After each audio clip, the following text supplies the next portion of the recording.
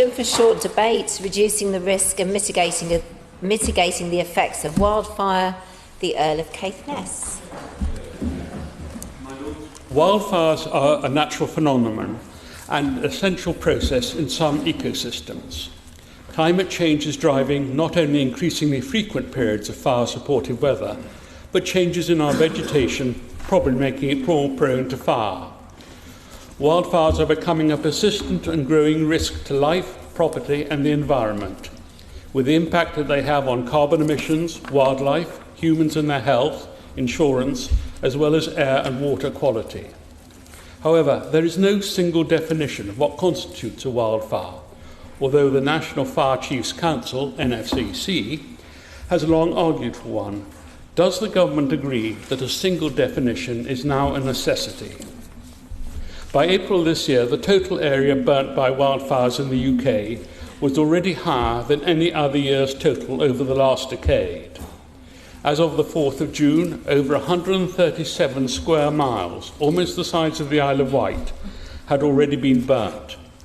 It is very hard to put a price on wildfires, but the Moorland Association estimate that the cost this year is already over £350 million.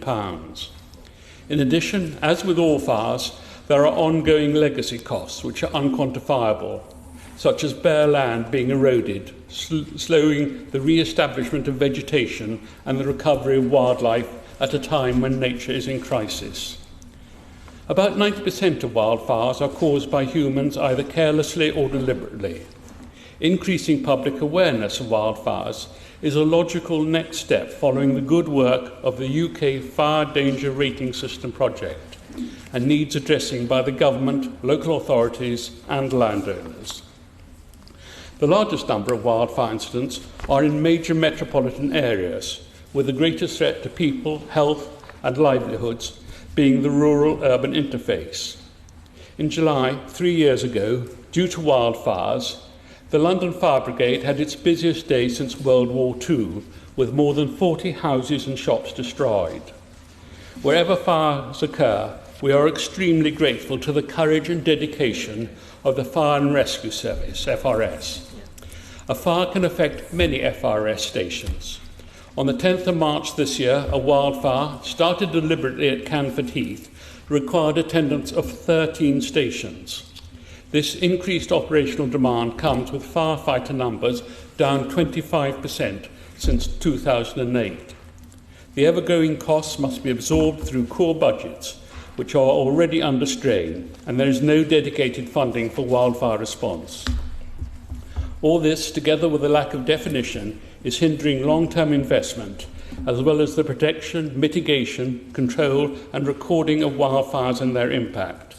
I ask the Minister, do we really need another major catastrophe before the government act and the NFCC's sensible requests are addressed?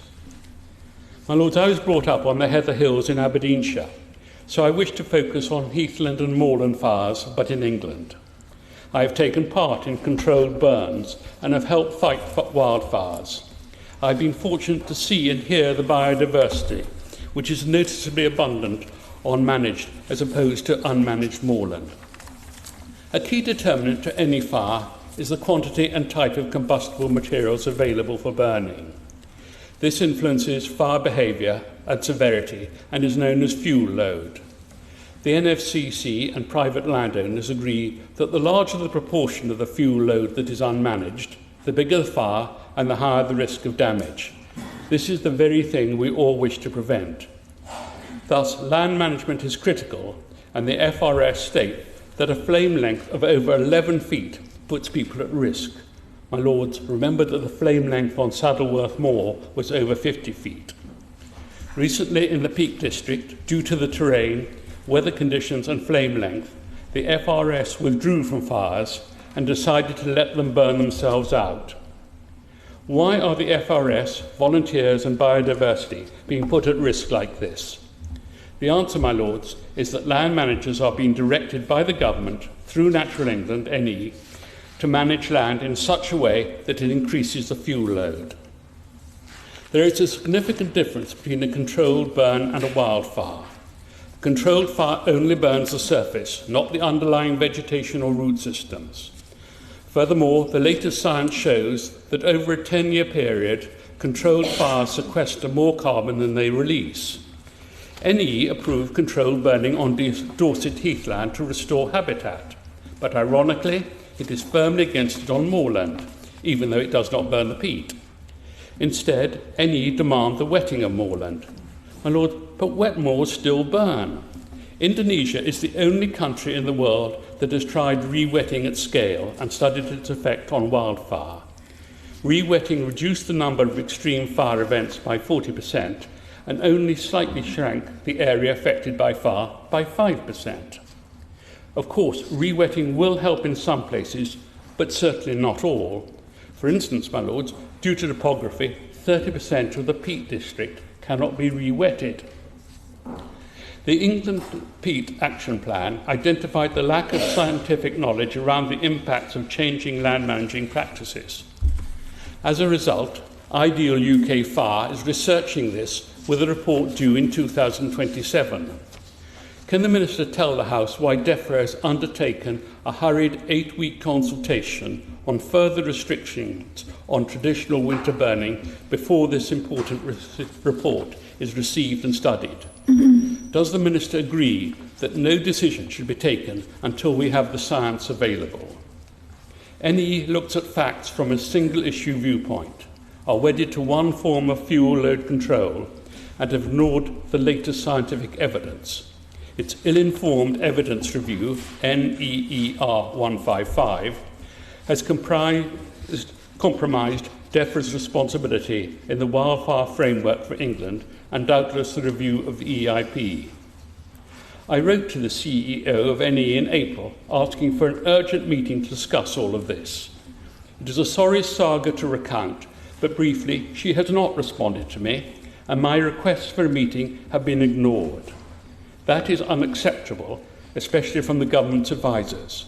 My lords, I conclude that Natural England is not fit for purpose. I am not at all surprised there is a fundamental breakdown in trust with landowners to whom it dictates. Its behaviour is putting humans, our environment and nature at greater risk.